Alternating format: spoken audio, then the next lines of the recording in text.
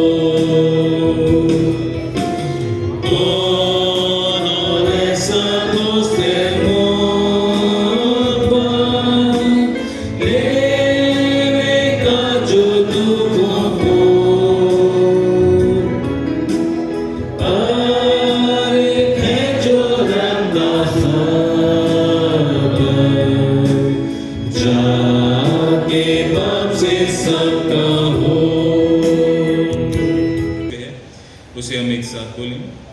मैं एतिकाद रखता हूँ खुदा कादिर मुतलक बाप पर, जिसने आसमान और ज़मीन को पैदा किया, और उसके इकलौते बेटे हमारे खुदा यीशु मसीह पर, कि रूह कुदुस से मुजस्सिम होकर कुंवारी मरियम से पैदा हुआ, पैतुस पिलातुस के बंदूक उठाया, सलीब पर खींचा गया, मर गया और दफन हुआ। तीसरे दिन मुर्दों में से जी उठा, आसमान पर चढ़ गया और खुदा बाप कादिर मुतलक के दाहिने हाथ बैठा, जहाँ सब नबूवत का इंसाफ करने को आएगा। मैं एतिकाद रखता हूँ रूह कुदुस पर, पाक कलीसियाम पर, मुक़द्दसों की रिफ़ाक़त, गुनाहों की मुआफ़ी, जिस्म के जी उठने और हमेशा की ज़िंदगी पर। आमीन। और जब हम खुदावंद की हुज़ूरी में हैं, हम इस बात पर ईमान रखते हैं कि जीवन को देने वाला परमेश्वर है, और विश्वासी के लिए सब बातें उस खुदावंद में होके ही पूरी होती हैं। और आज उसी विश्वास में हमारे अजीज़ बुज़ुर्ग का भी खुदावंद की मौजूदगी में है, अपने आराम में है, और 80 साल उन्होंने इस पृथ्वी पे पूरे करे। हम उस बात के लिए खुदा का शुक्र करें, और ख़ास तौर से उनकी फैमिली के लिए, उनकी 3 बेटी के लिए दुआ मांगी। खुदा तमाम बातों में उन्हें संभालें। आइए अपनी आंखों को बंद करें, सर को झुकाएं, खुदा की हुज़ूरी में दुआ मांगें। खुदा आसमानी बाप, मसीह यीशु में समय हम तेरे सामने हैं प्रभु जी। तो ये हमारा भला पिता है, और ज़िंदगी की तमाम बातों में तो ही मददगार है, और हमारा ईमान है कि विश्वासी के लिए उसकी पैदाइश से लेके उसकी दुनियावी सफ़र के अंत तक और उसके बाद भी तो ही उसका अगुआ होता है। और हम आज की शाम में जब तेरे सामने हैं और अपने अजीज़ बुजुर्गवार को याद करते हैं, उनके जीवन को, उनके उस विश्वास को, उनकी उस मेहनत को जिन्होंने इस दुनिया में रहते हुए पूरी करी, उस दौड़ को, और तमाम बातों में तेरे द्वारा उन्हें हिम्मत मिली, आशीष के रूप में बच्चे मिले, अपने बच्चों को बढ़ते हुए देखा उन्होंने, और 80 सालों में प्रभु विभिन्न तरीके से तो ही उनका अगुआ रहा। इसलिए तो धन्यवाद देते हैं प्रभु जी। जो ना होता तो यहाँ तक नहीं होती, और प्रभु होने देना जब हम उनके जीवन को याद करते हैं, उनकी बातों की तरफ अपने ध्यान को करते हैं, तो वो भलाई का जीवन, वो विश्वास का जीवन, उसकी बातें हम सबके जीवन में भी उसी तरीके से आगे बढ़ती जाए। खास तौर से प्रभु जी, हम तेरा शुक्र करते हैं कि तूने उन तमाम तकलीफ़ों के बीच में वो आराम दिया जो उनको बहुत ज़्यादा ज़रूरी था। गुज़रा समय काफ़ी मुश्किल था, हम जानते हैं, सबने देखा है। परिवार को तूने बड़ी हिम्मत दी, बेटियों को बड़ी हिम्मत दी। हम उस तमाम मदद के लिए प्रभु तेरा शुक्र करते हैं प्रभु जी। और आज के शाम में खासतौर से उनके परिवार के लिए प्रार्थना करते हैं प्रभु जी, तो अपनी अनुग्रह से उन्हें संभालना प्रभु जी, अपनी बड़ी तसल्ली और इत्मीनान दे प्रभु जी, और वो शांति जो हमारी समझ से परे है, और तेरी वो मौजूदगी जो कोई मनुष्य नहीं दे सकता, उन बातों से प्रभु तो उस परिवार को भरना प्रभु जी, ताकि तेरे द्वारा दृढ़ हो सके, तेरे द्वारा मजबूती के साथ अपने कदमों को आगे बढ़ा सके प्रभु जी, और अपनी ज़िंदगी में, अपनी इस ईमान की दौड़ में आगे बढ़ती जाए प्रभु जी। हर एक प्रकार से इन्हें संभालना प्रभु जी, और हर एक को कमज़ोर करने वाली बातों जो हमें गिराने के लिए आती हैं, जो हमें परेशान करने के लिए आती हैं, हमारे मन में संदेह लेके आती हैं, उन तमाम विचारों से प्रभु तेने बचा के रखें ताकि परिवार जिस आज तक ईमान में है आगे और मजबूती के साथ आगे बढ़ता जाए। इनकी तमाम ज़रूरतें, तमाम इनके हालात सब तेरे सामने हैं प्रभु जी। तेरे भंडार से, अपनी प्रेजेंस से इनकी सब चीज़ों को तो पूरा करो। जितने अजीज़ आज इस परिवार के साथ यहाँ मौजूद हैं, अजीज़ हैं, वर्क प्लेस के लोग हैं, कलीसिया के लोग हैं, हम सबको तेरे हाथों में सौंपते हैं। सबको भी बड़ी तसल्ली दे और हम सबको उस ईमान में बनाए रखना प्रभु जी। तमाम चीज़ों को हम तेरे सामर्थ्य हाथों में सौंपते हैं। आज की इस प्रार्थना सभा को भी तेरे हाथों में सौंपते हैं प्रभु जी। जब तेरे वचन में जाए उसको तैयारी देना, होने देना प्रभु। तेरा जीवित वचन हम सब के लिए बड़ी तसल्ली का कारण प्रभु जी। ईमान में सब कुछ तेरे सामर्थ्य हाथों में सौंपते हैं प्रभु जी, और दुआ को मसीह यीशु के नाम से मांगते हैं जिसने हमें भी प्रार्थना करने सिखाया। आए हमारे बाप तो जो आसमान है, तेरा नाम पाप होना चाहिए, तेरी बादशाह, तेरी मर्जी से आसमान में पूरी होती है इस समय पर। हमारे रोज़ की रोटी आज बख्श, और जिस तरह हम कसूर वालों को माफ़ करते तो भी हमारे उसको हम आजमाइश में बल्कि बुराई से बचें, क्योंकि बादशाह खुद तो हमेशा। आज के ध्यान के लिए बाइबल में से जो पाठ लिया गया है वो है 2 तीमुथियुस, उसका 4था पाठ और 6वीं आयत से 8वीं आयत तक। 2 तीमुथी 4था अध्याय, 4th चैप्टर, पेज नंबर 296 296।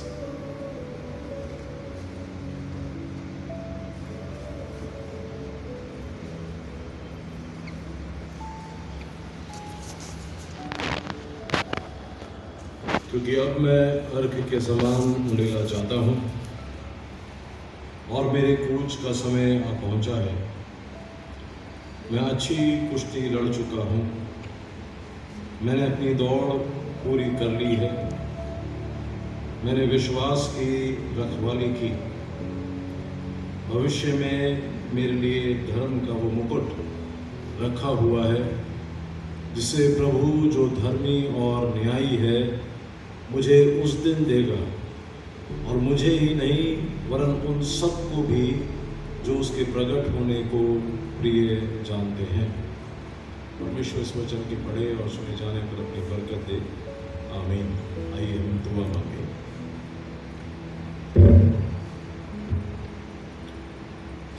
मेहरबान आसमानी बाप, बड़े ही ईमान के साथ, बड़ी शुक्रगुजारी के साथ अपने सर को हम तेरे सामने झुकाते हैं और इस वक्त दुआ क्या चाहते हैं कि जो बाइबल का पोर्शन पढ़ के सुना और सुनाया गया उस पर तेरी बरकत हो। तो एक थोड़ा सा हिस्सा लिया गया है और हम दुआ करते हैं कि तेरी बरकत इस पर ऐसी हो कि हमारी भूख को, हमारी ज़रूरत को, हमारी कमज़ोरी को खुदावंद ये संभाल सके, हमारी भूख को मिटा सके और हमारी कमज़ोरी को ये दूर कर सके। याद आता है वो वक्त जब तेरे बेटे के हाथ में 5 रोटी और 2 मछली दी गई थी 5000 लोगों के लिए। कैसे उसने ली और दुआ मांगी और धन्यवाद करके तोड़ी।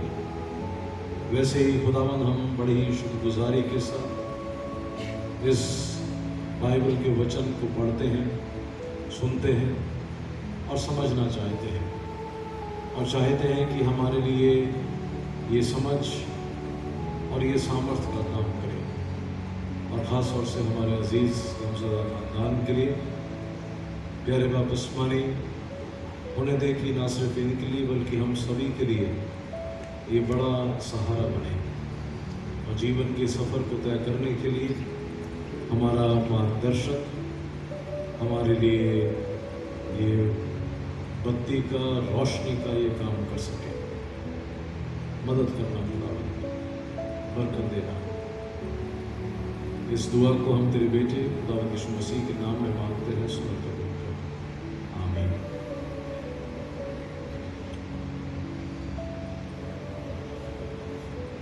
लेट मिसेस शशि सोनी से आप सभी मिले होंगे कभी ना कभी, और ख़ास तौर से इस गुज़रे वक्त में, गुज़रे साल में, और आपने उनके जिस्म की तकलीफ़ों को देखा होगा, महसूस किया होगा, और हम सब की दुआ रही कि उनको खुदावंद शिफा दे, और खुदावंद हमारी दुआओं को सुना, हम उसका शुक्र करते हैं। और ऐसी शिफा बख्शी जिसमें अब कोई दुख और तकलीफ़, कोई बीमारी नहीं है। और बाइबल में प्रभु यीशु मसीह ने एक जगह पर कहा कि आत्मा तो तैयार है परंतु शरीर दुर्बल है। आत्मा तैयार है पर शरीर दुर्बल है। The body, the flesh is weak, the spirit is willing. और ये एक सच्चाई है। हम कितना भी कोशिश क्यों ना करें, जिस्म कमज़ोर है, और जिस्म दवाइयों के और हमारी डाइट के, हमारी एक्सरसाइजेस के कई बार काबू नहीं आता। कुछ भी करो आप, ये हम सभी का तजुर्बा है कि जिस्म साथ छोड़ता है। जब साथ छोड़ता है जिस्म तो बड़ा तकलीफ़ का समय होता है। और ज़रूर है कि हम इस बात को हम पहचान लें, हम समझ लें जो प्रभु यीशु मसीह ने कही। आप रेफरेंस के लिए आप याद कर सकते हैं या नोट कर सकते हैं, बाद में आप जाकर अपने घरों पे इस आयत को ज़रूर पढ़ना। आत्मा तो तैयार है परंतु शरीर दुर्बल है। ये मत्ती 26 और उसका 41वां जो आयत है उसका दूसरा हिस्सा है। और इस वक्त हम सब यहाँ पर जमा हैं खुदावंद का शुक्र करने के लिए, उसकी तारीफ, उसकी महिमा, उसका आदर सम्मान करने के लिए कि परमेश्वर ने एक ऐसी रूह को इस दुनिया में भेजा जिसको हम लोगों ने शशि के नाम से जाना, और फिर उनका जीवन आगे बढ़ा, फिर शशि सोनी बनी, और फिर कैसे कैसे उनका परिवार बढ़ता गया और कैसे वो यहाँ पहुँचे जसोला बिहार। एक लाइफ जर्नी है, लंबी है, 78 ईयर्स लगभग 78 साल। और इस तरीके से उनके जीवन का, उनके इस दुनिया के सफ़र का जो समाप्ति है, जो अंत है, वो ऐसे हुआ। और हम खुदा का शुक्र करते हैं कि उनको खुदावंद ने शिफा दी है, तसल्ली दी है, और इस वक्त बड़ी शांति के साथ है। आज हम यहाँ पर जमा होते हैं और ऐसी इबादतों को अक्सर हम मेमोरियल सर्विस या थैंक्सगिविंग सर्विस के रूप में हम जानते हैं। हमारा ख़ास मकसद ये होता है कि हम परमेश्वर के भवन में आए और दुआ मांगें। कल यहाँ पर एक दुआ थी जिसमें एक छोटे से बच्चे को, कोई न्यू बॉर्न बेबी है, उसको पहली बार घर से बाहर निकाला और सीधा घर पे लेकर यहाँ चर्च में लेकर आया। और फिर वो लोग चाहता था, परिवार चाहते थे कि अब यहाँ से वो बच्चा जो है अब वो अपने नानी नाना के घर में, कहीं और किसी और जगह उस बच्चे को बाहर ले जाएंगे, पर पहले वो यहाँ आना चाहते थे खुदा का शुक्र करने के लिए कि खुदावंद ने दिया है उसका शुक्र हो। और इसी ईमान में होकर हम यहाँ पर आखिर में भी आते हैं कि खुदावंद ने दिया, खुदावंद ने लिया, उसका नाम मुबारक हो, उसकी बंदगी हो, उसकी इबादत हो, उसका शुक्र हो। और ये बहुत ही बड़ा ईमान है, ये बहुत बड़ी गवाही की बात है कि हम सब इस तरीके से ऐसे जमा होते हैं जब कोई बहुत बड़ी खुशी की बात होती है, जब कोई बहुत बड़े दुख की बात होती है।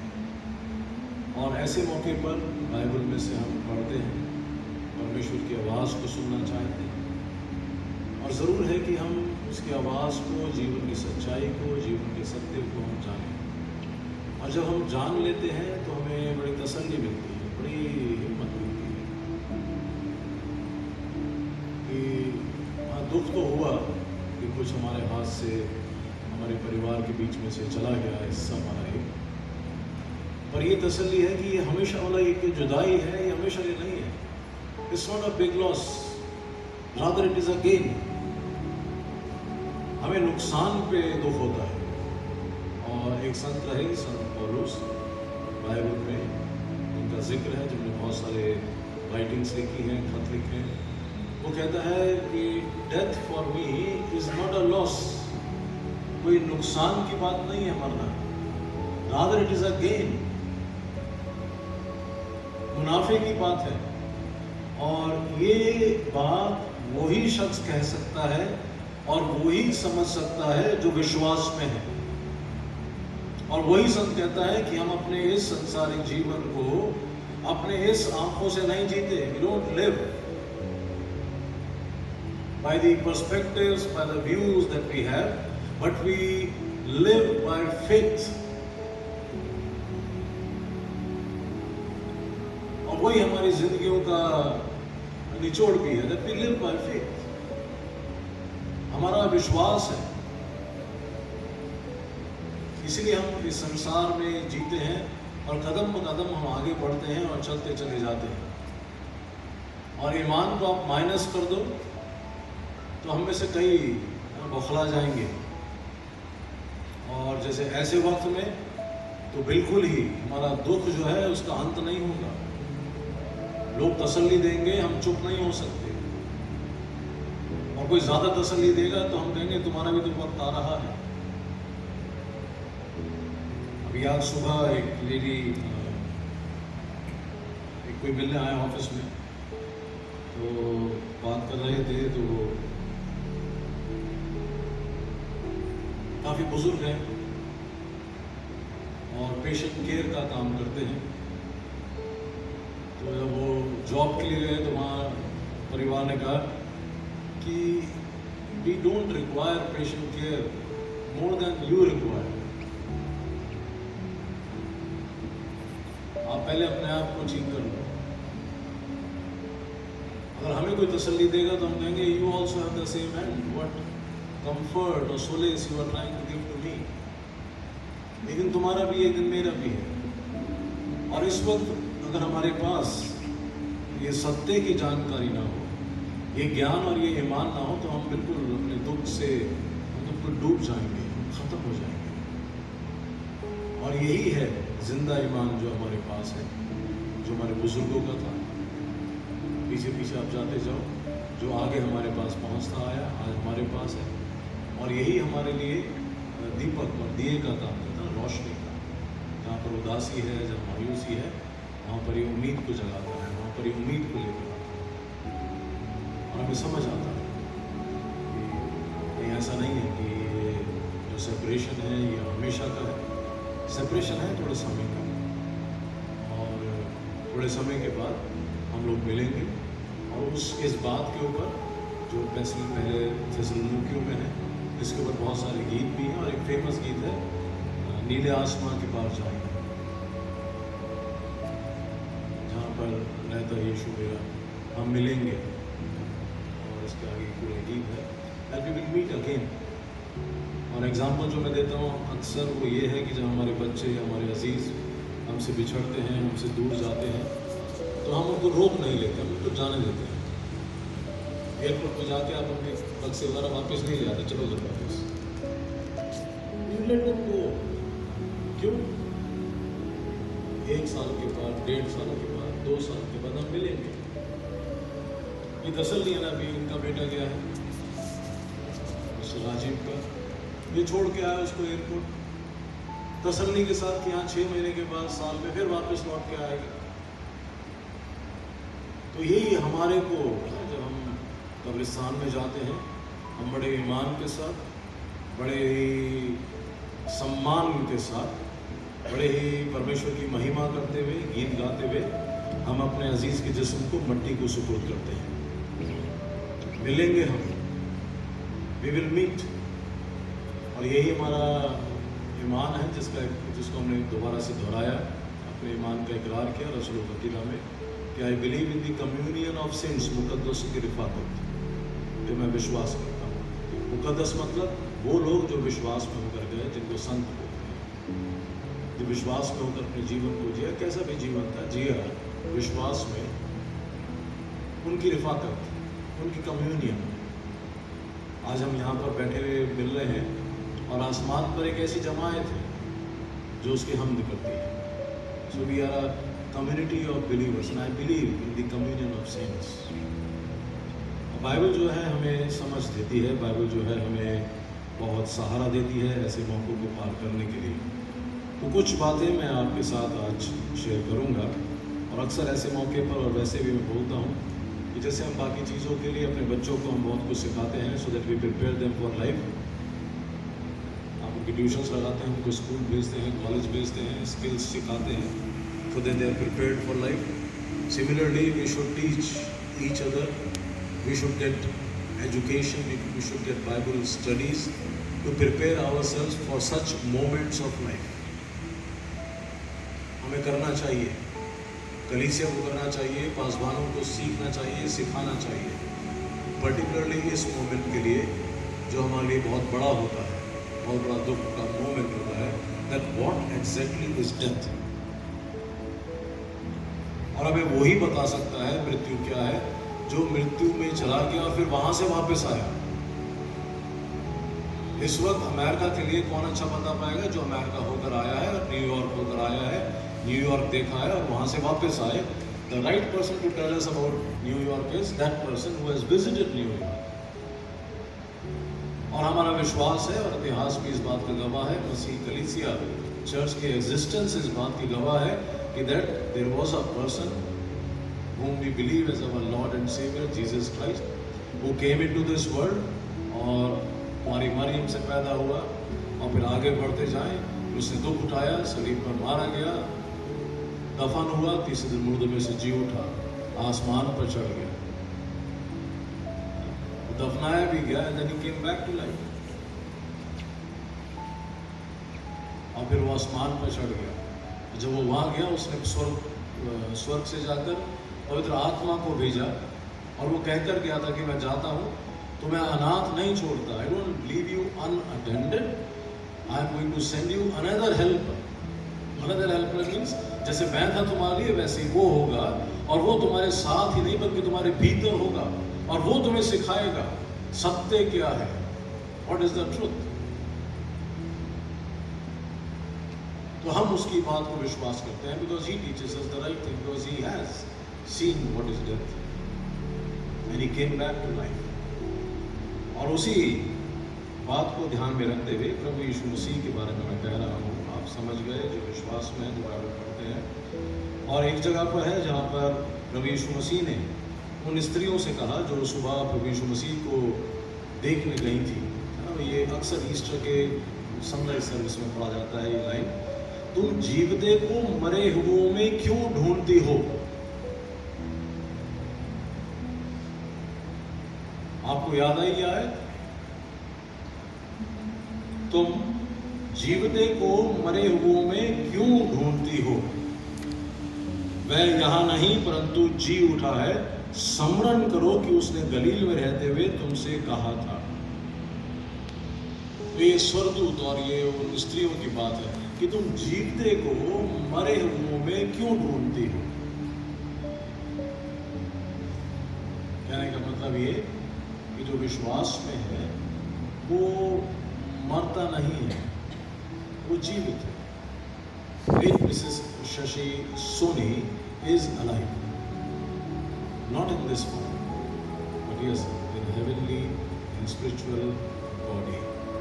और जो आयत परिवार ने चुनी है और जो कार्ड पे लिखी है, इनविटेशन कार्ड पे आज की शाम की दुआ के लिए, वो बिल्कुल सही है, बिल्कुल एप्ट वर्स है मिसेस शशि सोनी के लिए कि मैं विश्वास की अच्छी कुश्ती लड़ चुका हूं। और उन्होंने अपने विश्वास की एक बहुत अच्छी कुश्ती लड़ी। कहाँ पर ये लोग रहते थे पहले और कैसे इनकी हस्बैंड की डेथ हुई, जब बच्चे भी छोटे, समझ नहीं, और ये विश्वास में बनी रही, बच्चों को अपने विश्वास और संस्कार में बनाए रखा, और कैसे ये लोग शिफ्ट हुए यहाँ दिल्ली में, कैसे इन लोगों ने अपना घर बनाया। It's a great testimony, it's a great miracle. अपना घर बनाया, घर खरीदा, अपना जीवन इन्होंने उस घर में जिया। ये तो कुछ समय ही की बात है कि वो काफ़ी बीमार रही, और वाकई में it's a matter to appreciate and recognise इन दोनों बहनों का मेहनत और सेक्रीफाइस विद मदर, जो इनके साथ रहे, जो इनकी बातों को सुनते रहे, पूछते रहे। सभी जानते हैं कि किस तरीके से इन्होंने सेवा करी है। और जैसे जब बच्चा हमारे घर में आता है तो बच्चा तो खैर खूबसूरत है, बढ़ रहा है तो अच्छा लगता है, उसका सब कुछ, उसका गीलापन भी, उसका गंदापन भी, उसकी बदबू भी, सब कुछ अच्छी लगती है। तो जैसे हम एडवांस हो जाते हैं एज में, जिस्म में बढ़ जाते हैं, तो अक्सर लोग मुंह मोड़ लेते हैं माँ बाप के गीलेपन से, माँ बाप के गंदेपन से, माँ बाप की बदबू से, माँ बाप के करहाने से। और ये लोग बने रहे, डटे रहे और उनकी मदद करते रहे कि वो इस कुश्ती को, इस जंग को लड़ सके। जैसे होता ना चीयर लीडर्स, वो जो मैचेस चलते हैं इंटरनेशनल, उसमें बहुत बड़ा रोल होता है चीयर लीडर्स का और क्राउड का, जो बूस्ट अप करते हैं, नो यू कैन, कर सकते हो, कर सकते हो, कर सकते हो। और आखिरी मोमेंट तक आप चीयर करते रहे, नहीं आप कर सकते हो, आप कर सकते हो।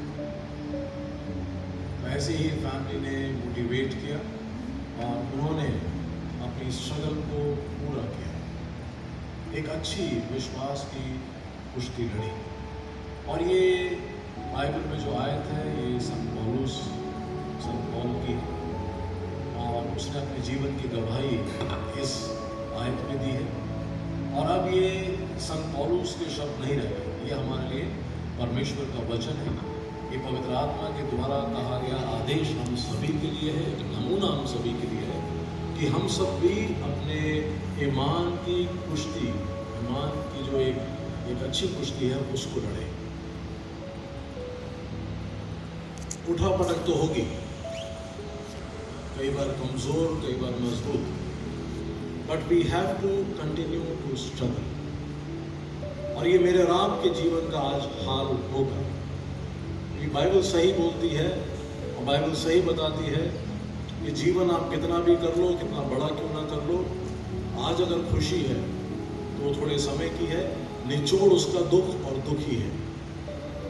आज आप सोचते हो कि मेरे सारे चैलेंजेस खत्म हुए, आज मेरे पास ये है, ये है, ये है, और अब कल देखना फिर जिंदगी कैसे कटेगी। Challenges never finish. आज आपके पास हो सकता है सेहत का आप एक पड़ाव जीत कर आ गए बाहर, but it won't stay for long with you. थोड़े समय के बाद दूसरा जिस्म का चैलेंज हो सकता है, या दूसरा कोई और चैलेंज आपके सामने खड़ा हो सकता है, या तीसरा या चौथा, नहीं मालूम। And this is life, full of challenges, full of struggles. और ईमानदारों को कलाम सिखाता है कि तुम अपने जीवन का जो तुम्हारा ये जंग है, इसको तुम एक अच्छी तरह से लड़ो और फिर आगे लिखा है मैंने अपनी दौड़ पूरी कर ली है, मतलब बीच में I did not give up, I did not give up my faith. आखिरी दम तक मैंने यही कहा जय मसीह की, जब तक होश में रहा। और मिसेस शशि सोनी के लिए मैं यही कह सकता हूँ, आज से करीब मैं अभी उनकी बड़ी बहन रीना को मैं याद दिला रहा था, ये रेडी ईमानदार थी, वुमन ऑफ फेथ। और 2.5 साल पहले की बात है या 3 साल लगभग,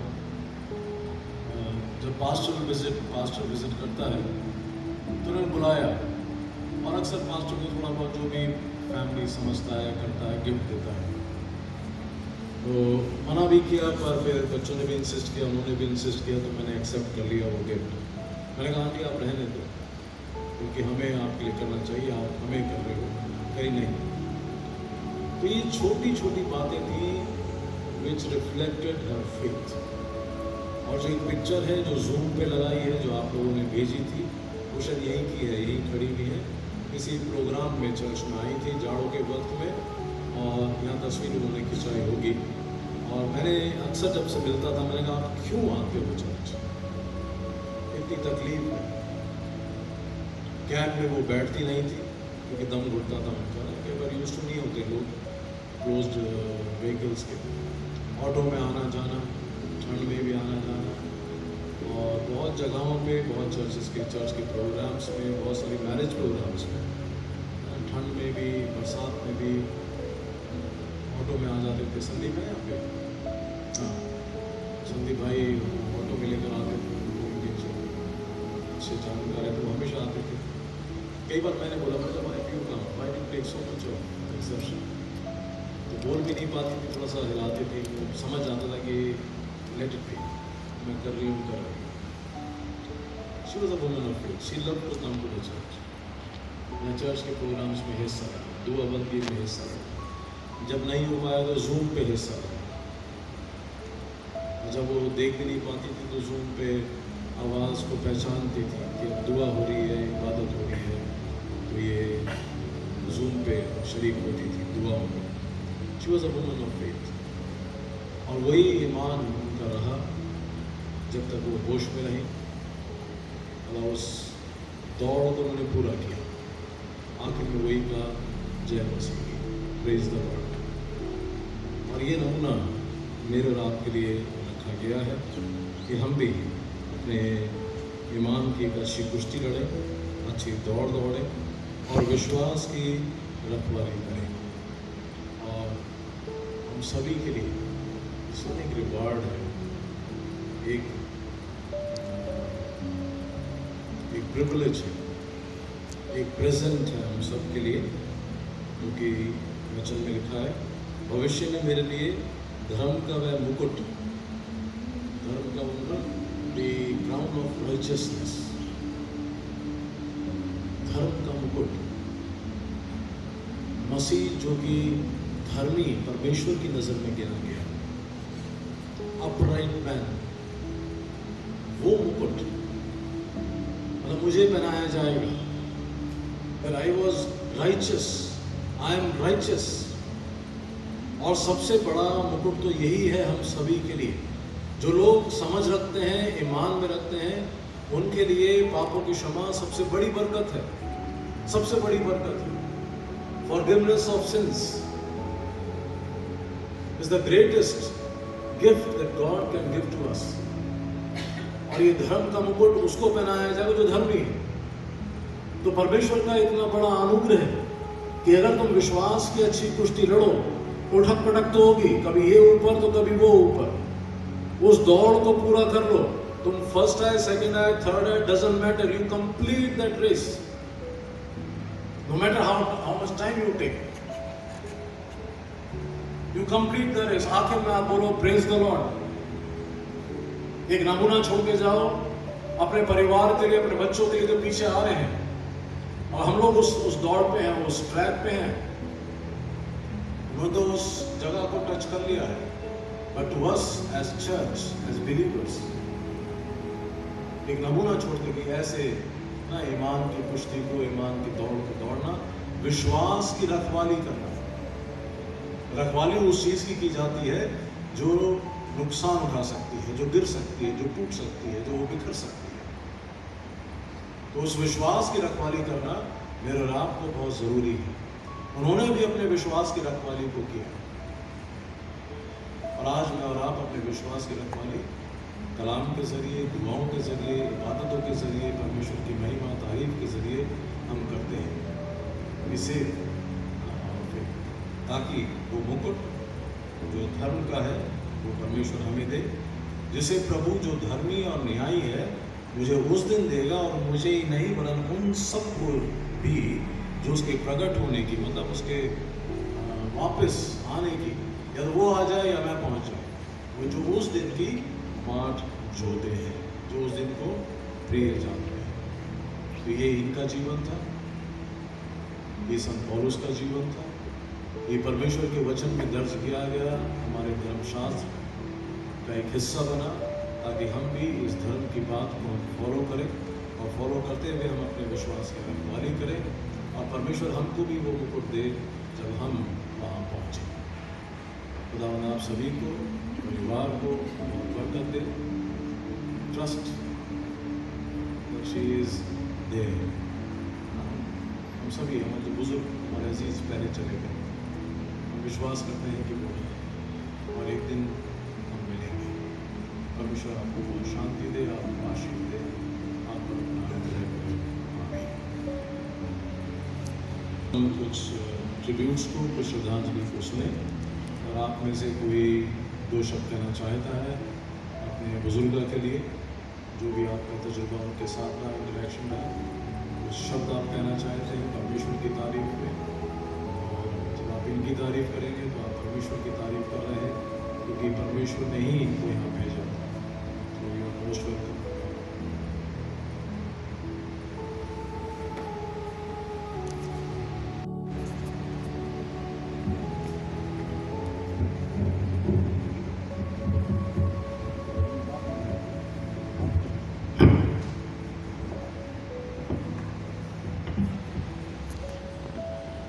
जय मसीह की। हिम्मत करके खड़ी हुई हूँ, अदरवाइज मैं इमोशनली काफ़ी वीक पर्सन हूँ, पर आज खड़ी हुई हूँ और अपने आप को बार बार याद दिला रही हूँ कि ये थैंक्स गिविंग प्रेयर है। तो मम्मी के जीवन के लिए धन्यवाद कहने के लिए मुझे खड़े होना है। सबसे पहले पिता परमेश्वर का मैं धन्यवाद करना चाहूँगी हमारे मम्मी और पापा दोनों के जीवन के लिए, कि हमें पिता परमेश्वर ने ऐसे पेरेंट्स दिए जिन्होंने हमें सिखाया कि प्रभु यीशु मसीह को अपने जीवन में पहले स्थान देना है, और ये सीख उनकी जो हमारे साथ आज बनी हुई है आगे भी ऐसे ही बनी रहे और हम उसमें आगे बढ़ सकें, यही हमारी प्रार्थना और यही हमारी दुआ है। तो हमारे माता पिता ने दोनों ने अपनी जिम्मेदारियों को बखूबी पूरा किया, हमें खड़ा किया, हमें बनाया, चलना सिखाया और विश्वास में बने रहना सिखाया अपने जीवन की गवाहियों के द्वारा। तो बताना चाहती हूँ मैं कि हमारे माता पिता दोनों ही मेडिकल बैकग्राउंड से थे। मम्मी नर्स थी और पापा हमारे गवर्नमेंट में सीनियर लैब टेक्नीशियन थे और हम 3 बहनें थे। तो फिर मम्मी पापा ने डिसीजन लिया कि मम्मी को जॉब से सेक्रीफाइस करना पड़ा। मम्मी ने जॉब छोड़ा क्योंकि 3 बहनें थे, उस समय से कोई रिसोर्सेज अवेलेबल नहीं होते थे कि वो संभाल सके, क्रैश और ऐसा कुछ भी नहीं होता था। तो मम्मी ने जॉब से क्विट किया और हम तीनों बहनों की परवरिश की। और वहीं पापा ने गवर्नमेंट जॉब के साथ साथ, क्योंकि खर्चे बहुत थे, अच्छी एजुकेशन भी देना था, तो पापा ने गवर्नमेंट जॉब के साथ साथ 2 प्राइवेट जॉब भी किए। वहाँ से जब अपने हॉस्पिटल से छुट्टी होने के बाद 2 प्राइवेट भी जॉब की। तो पापा ने पूरी तरह से उस फाइनेंस को संभाला, उस जिम्मेदारी को संभाला और मम्मी ने घर को और हम तीनों बच्चों को संभाला और एक अच्छी परवरिश दी। और इस तरह से दोनों ने अपनी जिम्मेदारियों को प्रभु में रहते हुए बहुत अच्छे से पूरा किया। तो उनके जीवन के लिए हम लोग, हमारा पूरा परिवार, अपने माता पिता दोनों के लिए पिता परमेश्वर का धन्यवाद करते हैं। और हमारे पापा हमेशा कहते थे कि पूत कपूत तो क्यों धन संचय और पूत सपूत तो क्यों धन संचय। कपूत का मतलब है जो अच्छा बच्चा नहीं है, उसके लिए धन इकट्ठा करके क्या फ़ायदा, वो तो ऐसे ही ख़त्म कर देगा। और अगर कोई अच्छा बच्चा है तो उसके लिए धन इकट्ठा करने का कोई फ़ायदा नहीं। उस पर इन्वेस्ट करो, उसको सेल्फ डिपेंडेंट बनाओ, एजुकेट करो, पढ़ाओ लिखाओ और वो अपना जीवन जी सकेगा। और पापा ने इस बात को पूरा भी किया, मम्मी पापा दोनों ने। पिता परमेश्वर का हम धन्यवाद करते हैं। हमारे पापा की डेथ हुई सन 2000 में। सो 2000 में डेथ होने के बाद से प्रभु यीशु मसीह ने हमें संभाला एक पिता के रूप में, और हमारा जीवन हर पल हर कदम पूरी तरह से टेस्टिमनी से भरा हुआ है। जैसे पास्टर साहब ने भी आपको बताया, तो हर पल एक छोटी सी बात से लेकर बड़ी बातों में गवाहियाँ भरी हुई। मम्मी के जीवन में ये जो स्ट्रगल है वहाँ भी गवाहियाँ ही गवाहियाँ हैं, भरी हुई है वो गवाहियाँ हमारी। और उनकी जाने के बाद अभी 2026 यानी 26 साल का एक लंबा समय जो मम्मी ने स्ट्रगल किया, और एक स्ट्रॉन्ग पिलर की तरह वो हमारे साथ, हमारे परिवार के साथ खड़ी थी। हमारे हर एक उतार चढ़ाव में, सुख दुख में, और हर बात में वो हर तरह से एडजस्ट करने के लिए तैयार रहती थी। नहीं तो कोई पेरेंट ऐसे नहीं होता कि वो अपने नेटिव प्लेस को छोड़ के यहाँ पर दिल्ली आता। मैं और मम्मी वहाँ दिल्ली में थे। पापा की डेथ के बाद रीटा पहले ही यहाँ जॉब उसको दिल्ली में करती थी, दीदी की मैरिज हो गई थी, तो ये दोनों बाहर थे, मैं और मम्मी वहाँ रहते थे। लेकिन मम्मी की तबीयत उतनी अच्छी नहीं रहती थी, काफ़ी बीमार रहने लगी। फिर मेरे लिए भी दिक्कत हो गई। मेरा भी जॉब था, गवर्नमेंट जॉब था, लेकिन काफ़ी दूर मुझे जाना पड़ता था। दिन भर मम्मी को छोड़ के 7 साढ़े 7 बज जाती थी शाम को लौटते हुए ऐसे। तो फिर हम लोगों ने मिलकर डिसीजन लिया कि अब हम एक साथ रहेंगे।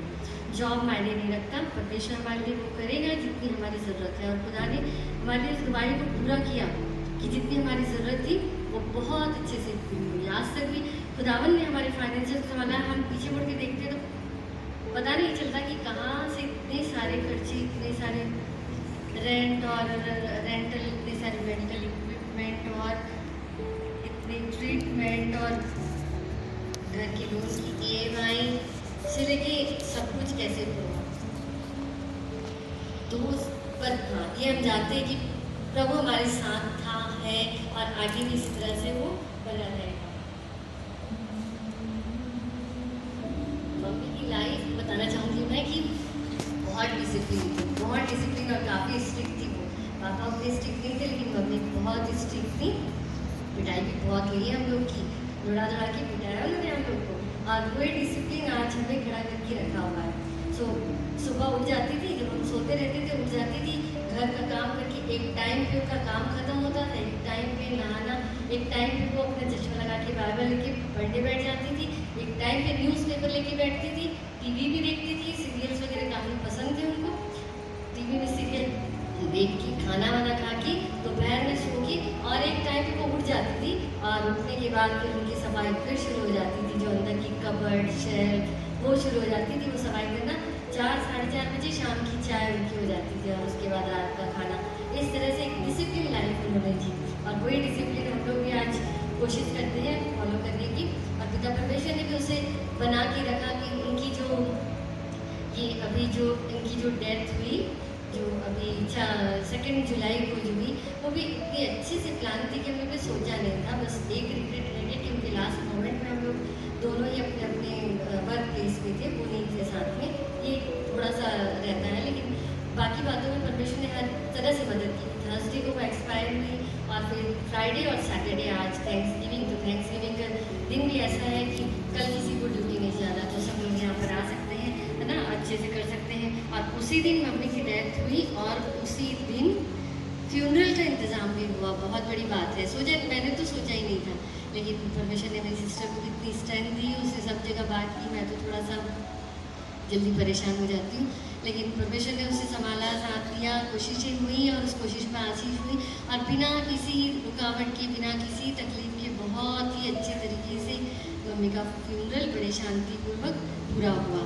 तो इसके लिए भी हम धन्यवाद करते हैं। बस लास्ट 1.5 ईयर से वो उन्होंने काफ़ी स्ट्रगल किया, तो उसके लिए भी मैं कहना चाहूँगी 1.5 ईयर यानी वो 30 दिसंबर 2024 का वो दिन था जब उनको अस्थमेटिक अटैक आया था, जब उनकी सांस उखड़ना शुरू हो गई थी। तो सिस्टर ने, रीटा ने मुंह से सांस देकर उसको CPR दिया था, रिवाइव किया कर गई थी फिर वो। तो वो दिन था, और अगर उस पल में कुछ होता तो हम बिखर जाते। हमने हमारी ज़िंदगी जो थी मम्मी की इर्द गिर्द ही घूमती थी, बस उनके आसपास ही घूमती थी कि मम्मी को क्या खाना है, मम्मी को क्या क्या पसंद है, आज छुट्टी है, आज ये बनाना है, कहाँ लेके जाना है, कहाँ घूमना है, जहाँ वो बोली। हम चर्च के लिए रेडी होते थे कि आपकी तबीयत ठीक नहीं है, आप रुको, हम लोग आते हैं। तो कहती थी कि नहीं नहीं मैं भी जाऊँगी। अब जब उन्होंने एक बार बोल दिया कि मैं जाऊँगी तो फिर हम कुछ सोचते नहीं थे, बस तैयार करते थे उनको और लेकर आते थे। तो हमारी ज़िंदगी वो एक हमारी सेंटर वही थी, उससे हट के हम सोच भी नहीं सकते थे कि आगे कोई हमारा जीवन होगा। तो पिता परमेश्वर ने वो 1.5 ईयर दिया और उसके लिए आप सबका धन्यवाद। आप सबकी दुआओं की वजह से वो समय हमें मिला कि वो 1-1.5 साल तक हमारे साथ रही। बेड पे थी, बेड रिडन हो गई, उसके बाद वो चल नहीं सकती थी, खा नहीं सकती थी। उनको आरटी से, राइट ट्यूब से खाना दिया जाता था और बोलना भी उनका बंद हो गया था। लेकिन उसके बावजूद भी वो हमारे साथ थी। तो मुझे लग रहा है कि शायद परमेश्वर उनको भी तैयार कर रहा था और हम लोग भी, तो वो उन्होंने किया ही। तो मम्मी को ऐसे देखते देखते 1 महीने 2 महीने उसके बाद हम लोग ने फिर से जॉब शुरू की अपनी। मतलब हम जिंदगी में वापस आना, मम्मी की रहते हुए और बेड पे रहते हुए उनके बिना बाहर निकलना वो शुरू किया। चर्च आना शुरू किया। बीबीएस, इस बार का बीबीएस भी मेरे लिए काफ़ी चैलेंजिंग था कि मम्मी की क्रिटिकल कंडीशन की वजह से। और मैं धन्यवाद करती हूँ कि पिता परमेश्वर ने फिर भी संभाला और मदद किया कि उस बीबीएस को मैं पूरा कर पाई। और जिस तरह से मम्मी पापा ने विश्वास को थामे रखा, यही प्रार्थना है कि हमारे लिए आप लोग प्रार्थनाओं को करिए कि हम भी अंत तक विश्वास को थामे रहे। और इसमें आप सबका बहुत बड़ा योगदान रहा। 2 बातें मैं मेंशन करना चाहूँगी जो जिसने हमें सामर्थ्य दिया। एक तो ये परमेश्वर का वचन जो हमारे पास्टर्स के थ्रू मिला, जिसने बताया कि ये जो मृत्यु है वो जस्ट एक लिबास का बदलना है, एक दूसरे जीवन में जाने के लिए एक नया लिबास है और वो अवधि जीवन है। और अवधि जीवन के लिए एक नया लिबास चाहिए और इसलिए पुराना लिबास उतारना पड़ेगा। और सचमुच में ये वचन, ये बातें, परमेश्वर का कलाम बहुत सामर्थ्य देता है, बहुत सामर्थ्य देता है। और एक दूसरी और एक बात बताऊँ मैं कि एक सॉन्ग है, एक गीत है जिसके जो बोल हैं वो हमने इन दिनों में, जब हमें लगने लगा कि मम्मी की बॉडी में स्वेलिंग होना शुरू हो गई आखिरी 10 दिनों में, तो हमने काफ़ी इस गीत को सुन करके इतनी सामर्थ्य को हमने पाया कि मतलब हम बने रहे, हम टूटे नहीं, हम बिखरे नहीं। और आज आपके सामने हम खड़े होकर अपने पिता का धन्यवाद कर रहे हैं, उनकी अपने माता पिता का, अपने स्वर्गीय पिता का धन्यवाद कर रहे हैं। तो मैं 2 लाइनें हैं, ज़्यादा बड़ा गीत नहीं है। इस गीत को मैं अपनी मम्मी को डेडिकेट करते हुए गाना चाहूँगी और इसके बोल के और इसके मीनिंग को आप लोग भी जब सुनेंगे तो आप भी इसे ज़रूर परमेश्वर को धन्यवाद कहेंगे। और ये इस तरह से है, अश्कों में डूबा ये जीवन खुशियों से भर जाएगा। और ये अनंत जीवन की बात है। अश्कों में डूबा ये जीवन खुशियों से भर जाएगा। अश्कों में डूबा ये जीवन खुशियों से भर जाएगा। जाते हैं हम ऐसा देश, सब कुछ बदल जाएगा। जाते हैं हम ऐसा देश, सब कुछ बदल जाएगा।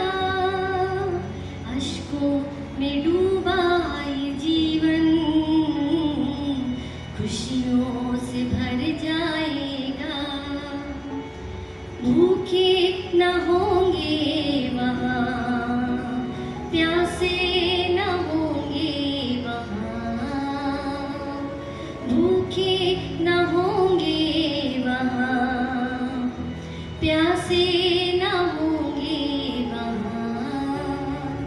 उसकी प्रशंसा जो करेगा जीवन संवर जाएगा। उसकी प्रशंसा जो करेगा जीवन संवर जाएगा। अश्कों में डूबा ये जीवन खुशियों से भर जाएगा। खुशियाँ ये बाकी जहाँ की एक दिन तमाम होंगी। खुशियाँ ये बाकी जहाँ की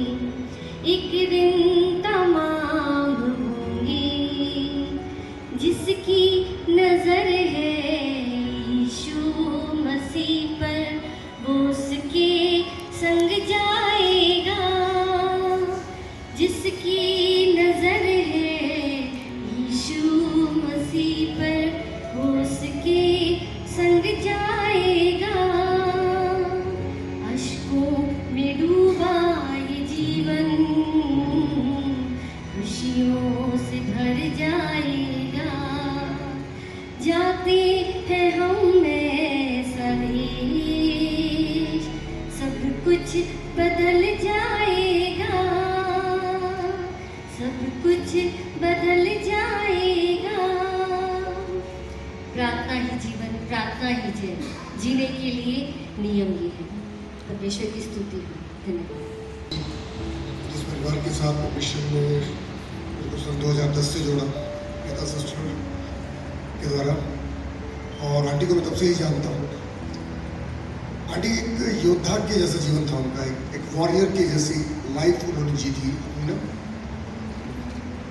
वो हमेशा एक मतलब उनका जो दिल था वो ये था कि उनको चाहे कुछ भी दुख है, तकलीफ है, लेकिन अगर दूसरे की दुख या तकलीफ है तो वो पहले आगे बढ़कर मदद करती थी। मुझे याद है 2016 में मेरा बेटा हुआ था और उस दौरान बहुत कुछ हुआ, मतलब ऑलमोस्ट वो जाने वाला था, बट परमेश्वर की कृपा से आज वो 10 साल का हो गया है। और उस समय में भी आंटी की तबीयत बहुत ज़्यादा ख़राब थी, लेकिन फिर भी जैसे उनको पता चला मेरा घर काफ़ी ऊंचाई पर और है, लेकिन उसको देखने के लिए वो सीढ़ियों को पकड़ के मतलब ऑलमोस्ट आधे घंटे से ज़्यादा पीड़ा में, दुख में, वेदना में चलकर वो मेरे बच्चे को देखने के लिए, बेटे को देखने के लिए पहुंची थी। अब उनको बोला नहीं कोई बात नहीं आंटी, अभी ठीक है, नहीं मैं एक बार सैमुअल को देखने के लिए जाऊँगी। बार बार इनको बोलती थी रीता मेरे को लेके चल, सुनील ब्रदर के बेटे को देखना है, उसका तबीयत खराब था, अभी कैसा है देखना है। उसके बाद और बहुत सी ऐसी दवाइयाँ हैं, ऐसी उनके दिल का जो इतना बड़कपन है कि मैं जब भी जाता था तो एक माँ के जैसे मेरे को गले लगाती थी, एक प्रेम के भाव से वो मेरे को मतलब स्वीकार करती थी अपने घर में। ये नहीं देखती थी कि भाई चर्च का ब्रदर है करके नहीं सोचती थी, और वो सोचती थी नहीं मेरा अपना बेटे के जैसे मेरे को ट्रीट करती थी। मेरा जॉब गया उस समय जब उनको पता चला तो उन्होंने ज़बरदस्ती रीता सिस्टर को बोलकर बोला नहीं सुनील ब्रदर को बुलाओ, सुनील ब्रदर को बुलाओ। तो मैं वहाँ गया और उन्होंने दुआ किया, मैंने भी उनके लिए दुआ किया। अपने दुख और मतलब उनके अंदर एक मन था कि मैं कैसे मदद करूं, कैसे किसी के दुख में खड़ी हो जाऊं। शरीर में ताकत नहीं, शरीर मतलब साथ नहीं देता था, उसके बावजूद भी वो हर तरह से फाइनेंशियली भी लोगों को सपोर्ट करने में खड़ी होती थी और दिल से भी और दुआओं में। तो मतलब एक बहुत अच्छे योद्धा की जैसे वो अपना एक जीवन जी है, और उनके जीवन का जो भलापन है, जो उनके जीवन की अच्छाई है, वो आज इन बहनों में दिखती है। जैसे कहते हैं ना माँ बाप की परवरिश उनके बच्चों में देखने से पता चलता है कि वो कौन सी फैमिली से आ रहा है, किस माहौल से निकल कर आ रहा है। तो आज इन बहनों को हम जब देखते हैं विश्वास में और शिक्षा में और प्रभु के भय में, सबसे बढ़कर कोई भी कदम लेने से पहले इनके अंदर प्रभु की एक बात होती है, प्रभु का एक भय होता है कि क्या ये बात प्रभु को भाने वाली बात है या नहीं। तो वो सब जैसा सिस्टर ने बताया कि वो सब इनको इनके मम्मी और पापा से मिला। इनके पापा से तो मैं नहीं मिल पाया था, जिससे मैं कभी जिंदगी में मिल नहीं पाया, लेकिन मैं आंटी के स्वभाव से और उनके व्यवहार से और उनका जो उनके अंदर जो प्रभु के प्रति एक लगाव, एक प्रभु के प्रति जो एक भय और जो प्रभु की बात को प्रकट करने का जो उनके जीवन में एक समय था, वो मैंने देखा है। उन्होंने हर समय जब इतने कष्ट में थी फिर भी वो चर्च के लिए आने के लिए रेडी होती थी। भरी ठंड में ये सिस्टर जब फोटो शेयर करती थी, कई बार मैं भी आया था उनके साथ यहाँ, तो मैं देखता था, मैं कहता था आंटी आप इतनी पीड़ा में हो और उसके बावजूद भी आप कल सुबह उठकर तैयार होकर चली आती हो साथ में। कहते नहीं ब्रदर, मुझे प्रभु के भवन में बहुत आनंद मिलता है, मुझे प्रभु के भवन से वो ताकत मिलती है जो मुझे जीने के लिए और इस कष्ट को सहने के लिए ताकत देती है। सो मैं परमेश्वर को बहुत धन्यवाद करता हूँ कि आज वो निश्चय ही हम उन्हें एक दिन जरूर मिलेंगे और वो परमेश्वर के भवन में, परमेश्वर के पास आज हमारे पास हमारे आंटी हम परमेश्वर के पास है और निश्चय ही दिन हम मिलेंगे। तो हम परमेश्वर का धन्यवाद करते हैं कि उन्होंने एक अच्छी कुश्ती, जैसे आदित्य साहब ने बताया, एक अच्छे योद्धा के रूप में अपना जीवन जिया था। सो उसके लिए परमेश्वर का धन्यवाद।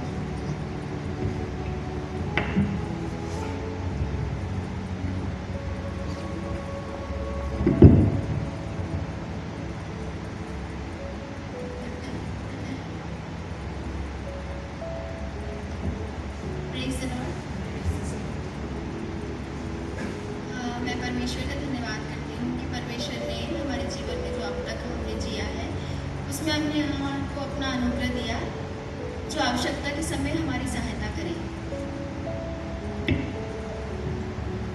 मैं परमेश्वर का धन्यवाद देती हूँ उस अनुग्रह के लिए, जैसे बाइबल में भी लिखा है कि मेरा अनुग्रह तुम्हारे लिए काफ़ी है।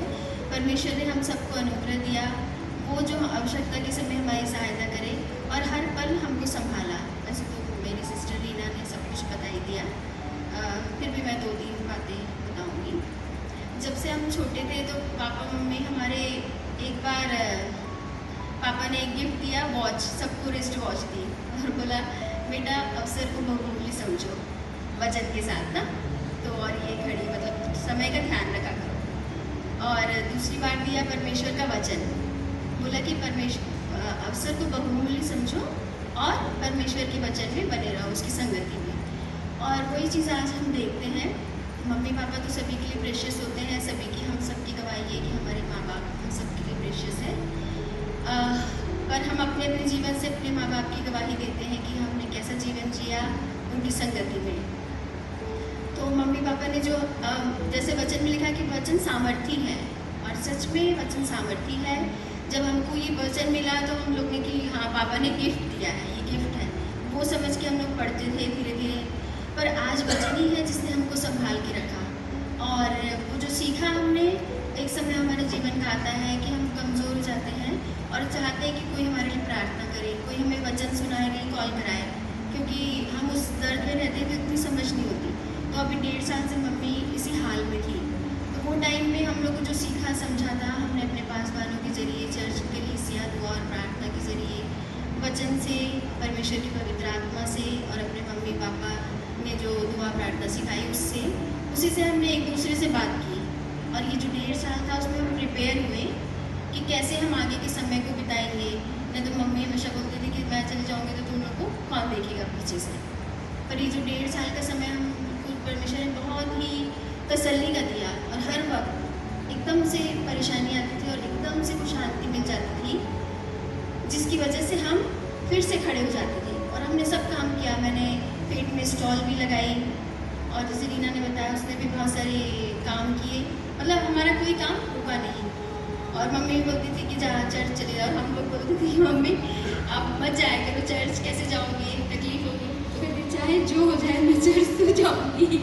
और यहाँ आते थे कई बार बोलती थी कि ना मेरी तबीयत खराब हो रही है, पर फिर भी बैठती थी। फिर कहीं किसी शादी में जाना, जैसे बरखा की भी शादी थी, तो हम लोग ले दे के यहाँ पे तो ले आए चर्च, बोले अब वापस चले जाएंगे, रिसेप्शन में तो नहीं जा पाएंगे, ज़्यादा टाइम लगे। कह रही नहीं मैं वहाँ भी जाऊँगी। तो मम्मी ऐसे, मतलब मम्मी ने हमारा साथ दिया। पापा तो पहले चले गए, पर परमेश्वर ने मम्मी को इतनी लंबी उम्र दिया कि मम्मी और पापा का दोनों का हमको सहारा मिल गया। और पहले जब पापा चले गए तो हम लोग थोड़ा परमेश्वर से दूर होने लगे थे कि कैसे अचानक हो गया, और वचन की बातें हमारे साथ पूरी नहीं हुई। परंतु परमेश्वर है जो उस समय भी हमको संभालता है और छोड़ता नहीं, त्यागता नहीं। और परमेश्वर ने हमको संभाला, और फिर मम्मी को समय दिया इतनी लॉन्ग लाइफ कि उसमें हम आगे बढ़ सकें।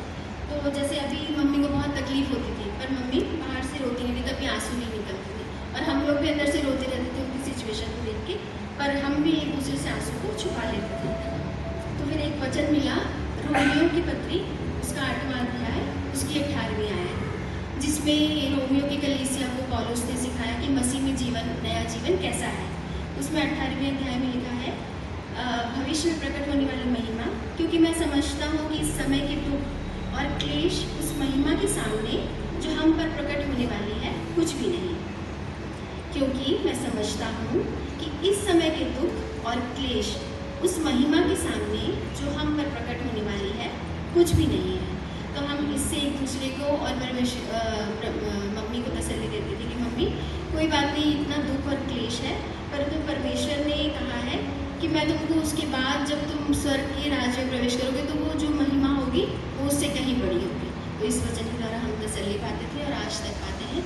तो मैं परमेश्वर का धन्यवाद करती हूँ, अपने पासवानों का भी धन्यवाद करती हूँ, क्योंकि कई बार हम आते हैं चर्च चले जाते हैं टूटे मन से भी, परंतु वो जो वचन मिलता है, जो उनकी तैयारी रहती है पवित्र आत्मा के द्वारा, उससे हम लोग बहुत सामर्थ्य को पाते हैं और एक नए होते जाते हैं, रिफ्रेश होके जाते हैं।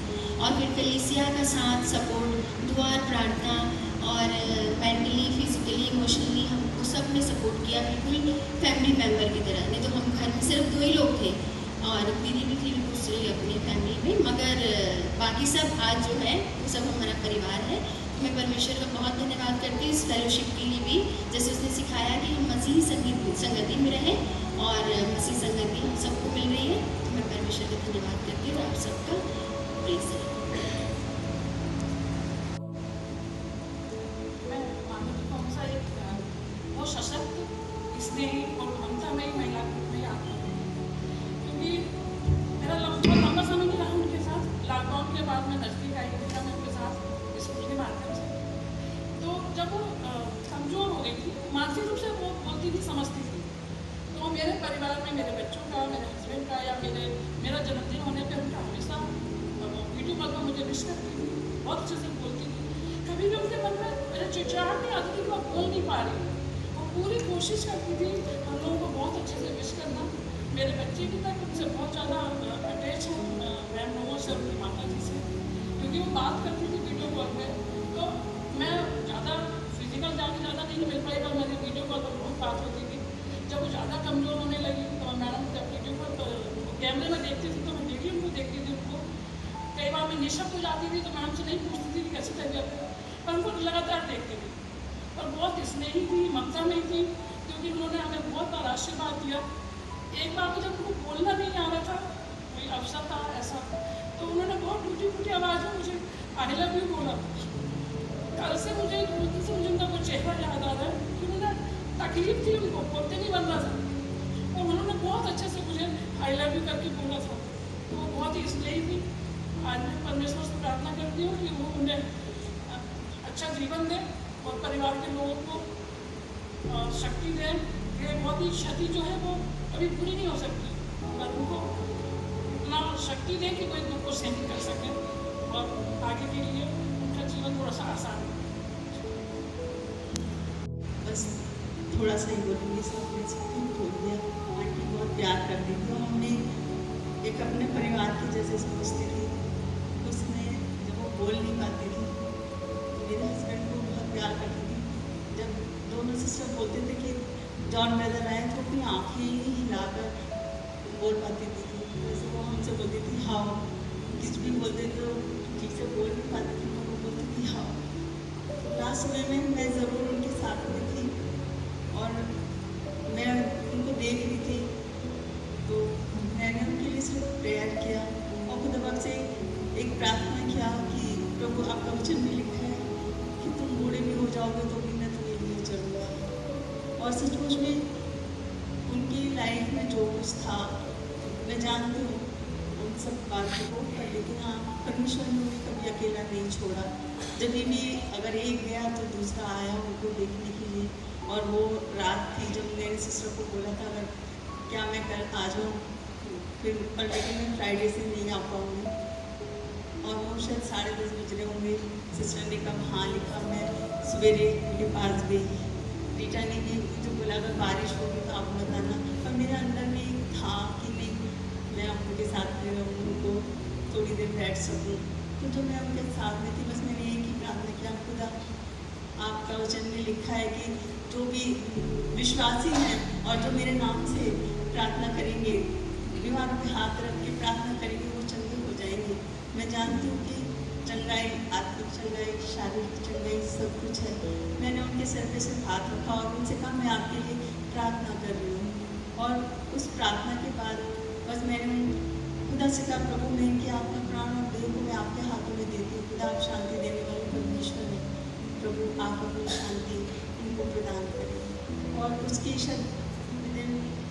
उन्होंने एक ऐसे बोला, मतलब जैसे वो हमेशा बोलती थी, मैंने तो शायद यही समझा कि उन्होंने सुना उस प्रार्थना को और हाँ कि जैसे उन्होंने ऐसे किया। और फिर मैंने उनको सीधा लेटा के फिर उनको खाना खिलाना था, पर लेकिन वो 5 मिनट आफ्टर 5 मिनट से उन्होंने क्लास डेथ किया और फिर वो सो गए। मैं खुदा का धन्यवाद करती हूँ कि सचमुच में परमेश्वर ने उन्हें संभाला, चाहे जैसी भी परिस्थितियों में वो रही हो, है ना। और जब कभी भी हम जाते थे, अक्सर हम जाते थे तो वो कहते थे फिर आना। और हमें कभी भी उन्होंने खाली नहीं भेजा, मतलब हमेशा खाना प्रिपेयर करने के लिए लोग को बोलती थी खाना बनाना, खाना खा के जाना। तो वो उनका वो प्रेम था जो मतलब मैं सच में उस प्रेम को आज मैं महसूस कर सकती कि वो हमसे बहुत प्रेम करते थे और शायद सबसे ही करते होंगे जो लोग उनके घर में जाते थे। हम अक्सर बस प्रेयर के लिए जाते थे और उनके साथ में बैठ के 1-2 बार वो मेरे घर पे भी आई और हमारी वेडिंग एनिवर्सरी थी तब वो हमको मिली थी और मैंने उनको बहुत मना किया, पर उन्होंने वो एक गिफ्ट दिया, जैसे भाई साहब ने बताया। सचमुच में उनके अंदर में वो था, एक परमेश्वर का प्रेम और परमेश्वर की दया और करुणा उनके अंदर में थी। और खुदा का धन्यवाद करती हूँ, सचमुच में आज वो परमेश्वर के साथ है, क्योंकि वचन में यही था, जो प्रभु ने सोते हैं उनके साथ होते हैं। और सचमुच में और इन दोनों ने बहुत स्ट्रगल किया। ज़रूर सिस्टर रीना सिस्टर, सचमुच में मैं उनके लिए ऐसे कहना चाहती हूँ, वो बिल्कुल भी शायद एक्सेप्ट नहीं कर सकती थी अपनी मम्मी के बारे में, क्योंकि वो उनको इतना ऐसे रखती थी, थोड़ा सा भी अगर गीला हो जाए ना, उनका डायपर भी थोड़ा सा भी गीला हो जाए तो वो देख नहीं पाती थी, वो तुरंत उनको करती थी ऐसे। तो उन लोगों ने दोनों ने मिलकर उनकी बहुत मतलब, जैसे मैं सोचती हूँ आज के जीवन में कोई कर सकता है कि नहीं कर सकता, पर इन लोगों ने सचमुच में अपनी मम्मी के साथ में जो किया, सचमुच में ये खुदा की ओर से उनको वो सब दया और वो मिली थी कि उन्होंने अपनी मम्मी के साथ में बहुत किया। और खुदा को आपका धन्यवाद है कि आज उनके साथ में हैं, और जैसी भी कंडीशन रही होगी, पर लेकिन परमेश्वर ने उन्हें संभाला। सिस्टर रीटा का कि उन्होंने रिक्वेस्ट किया कि ये गीत आप सबके साथ शेयर करूं, क्योंकि हम सब जानते हैं कि हम सबके जीवन में ये पल कभी ना कभी आएगा। तो ये हमारा विश्वास है कि यीशु हमें अपने पास ले जाएगा, क्योंकि वहाँ पर न कोई दुख है, न कोई गम है, न वहाँ भूख है, न प्यास है। क्योंकि ये दुनिया जब हमें प्यार नहीं देती है, तो ये प्यार का जो सागर है वो यीशु मसीह है। इसलिए हम सबको तैयार रहना है उस हमेशा की ज़िंदगी के लिए, कि अपने आप को इस दुनिया से अलग करके हम परमेश्वर का ध्यान कर सकें।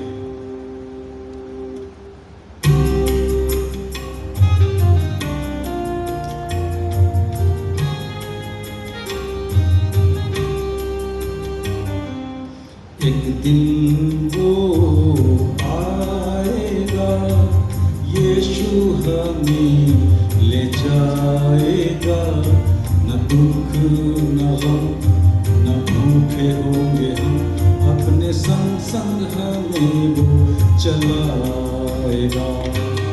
एक दिन वो आएगा, यीशु हमें ले जाएगा, न दुख न गम न भूखे होंगे हम, अपने संग संग हमें वो चलाएगा। एक दिन वो आएगा।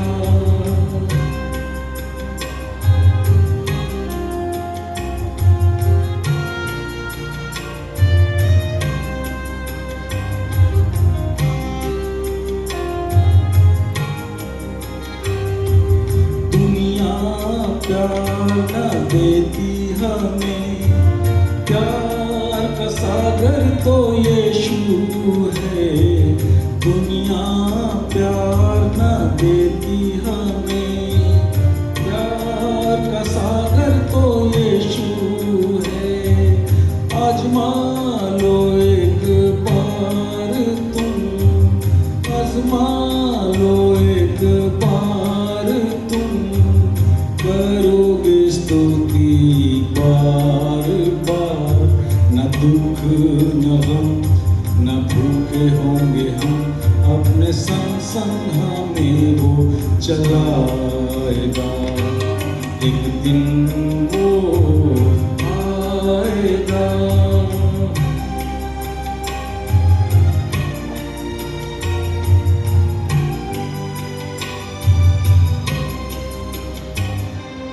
तैयार रहना है हम सबको, अलग करो दुनिया से मन को।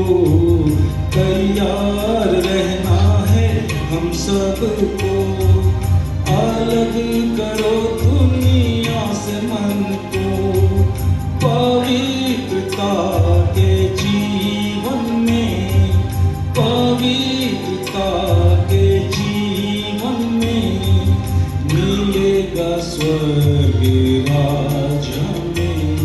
न दुख न गम न भूखे होंगे हम, अपने संग संग हमें वो चलाएगा। एक दिन वो आएगा, यीशु हमें ले जाएगा। न दुख न गम न भूखे होंगे हम, अपने संग संग हमें वो चलाएगा। एक दिन वो आएगा।